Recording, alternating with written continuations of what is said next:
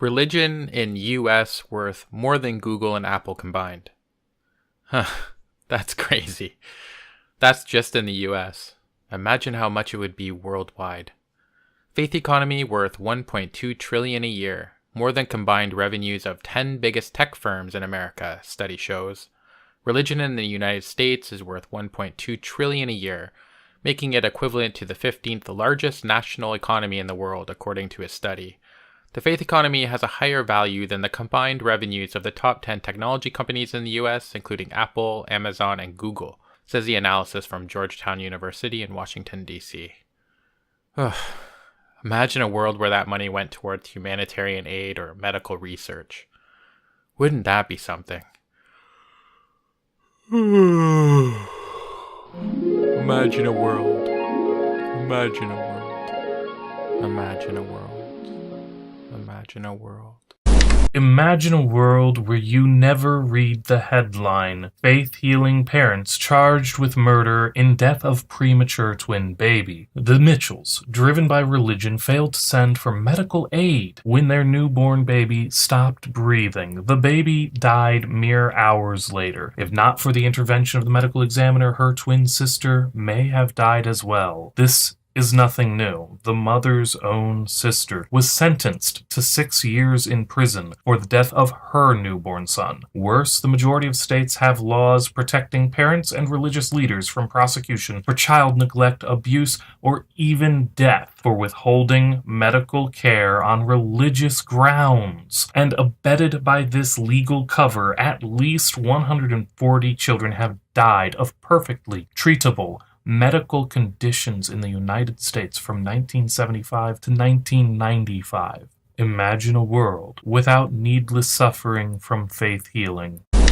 Imagine a world where the bigots had to admit that their gay hatred is their own idea, where they can't say it's not them, it's just their God's commands. Imagine a world with no religious arguments against gay marriage, where nobody was stoned or beheaded just for being queer. Imagine a world where nobody had to be ashamed to reveal their true self. Imagine a world with no religion.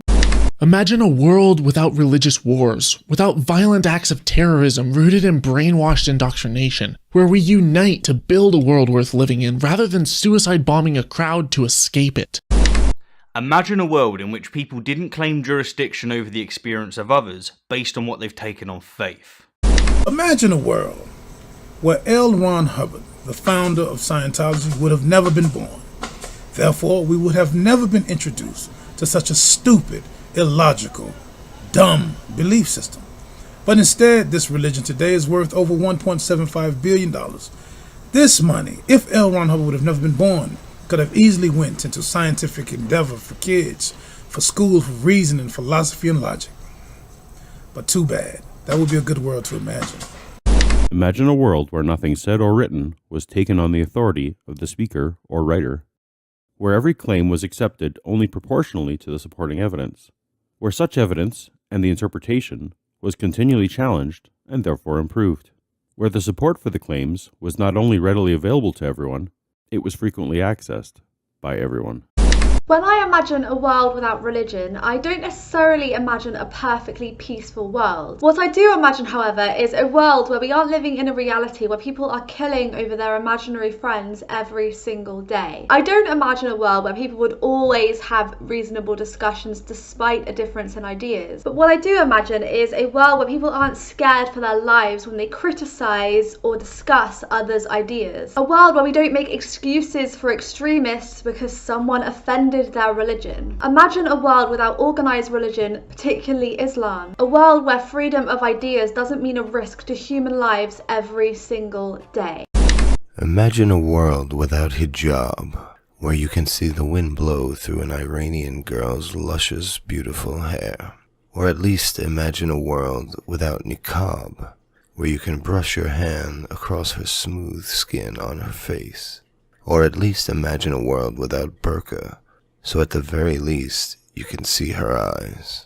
Or better yet, how about imagine a world without Islam? Imagine a world where no one spends precious time and money on treatments of disease which are not evidence-based. Countless lives are lost every year because people fall victim to pseudoscientific practices that just simply don't work. Often, these practices are based on beliefs involving the supernatural. Regardless of their origin, though, practices without an evidential basis are dangerous when relied upon as medical treatment.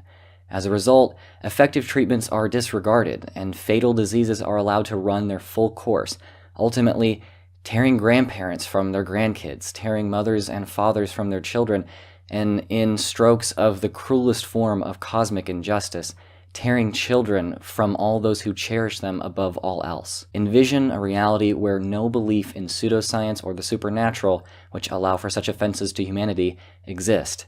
And ask yourself, would such a reality be one with fewer atrocities in favor of greater health and happiness? In doing this, you take the first step in making that reality our very own. Imagine a world where people gave serious thought to questions of why we love, why we feel wonder and awe, and why we consider some actions moral and others immoral.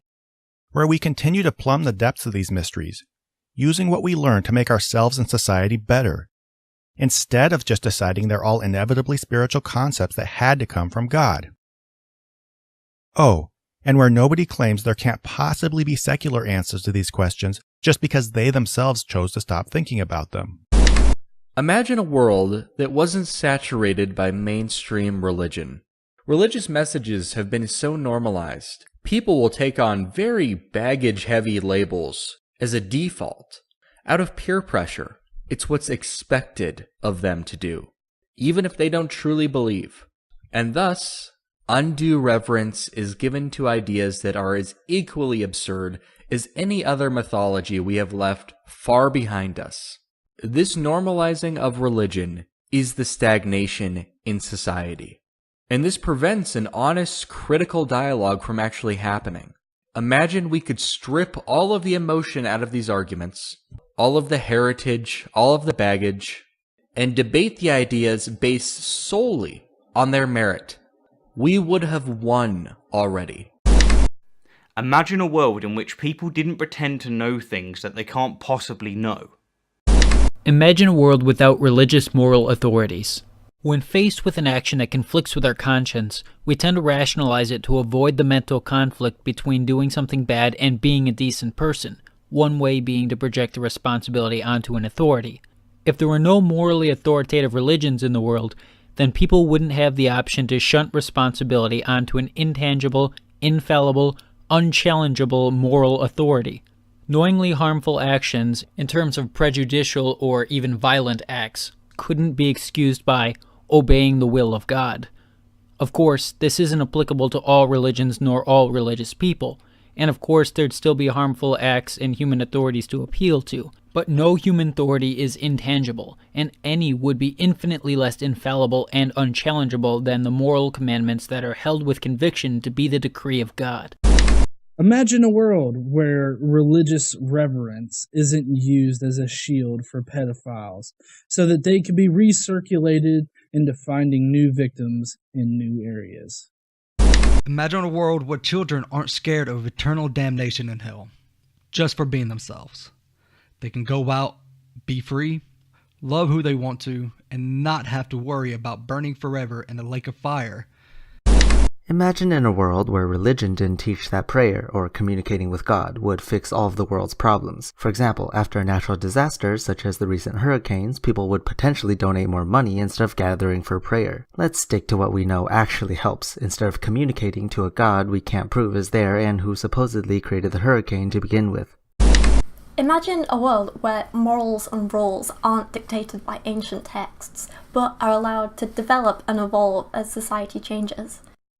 Can you imagine how far along medicine would be if religion hadn't stepped in the way of stem cell research? Granted, we'd be farther along with regards to all medicine, but my focus is actually stem cell. There's so many things that stem cells can do. I myself took a bullet to the knee, and I was told last year that there's now a new therapy to basically regrow my knee. All pain would stop, my nerve cells would grow back. And my doctor told me that if it wasn't for all the blocking advances, this probably could have happened years ago. It's absolutely infuriating, the fact that someone's religious views have basically kept me and others in pain. I mean, this is something that could stop pain. It could help with cancer. They're doing research on stem cells versus cancer. I think about things like Huntington's disease and Parkinson's. Could stem cells help in that? How far would we have been if this field was not grinded to a halt by the religious? How much farther would we be? And if it were to suddenly stop, no more opposition, imagine how far we could go.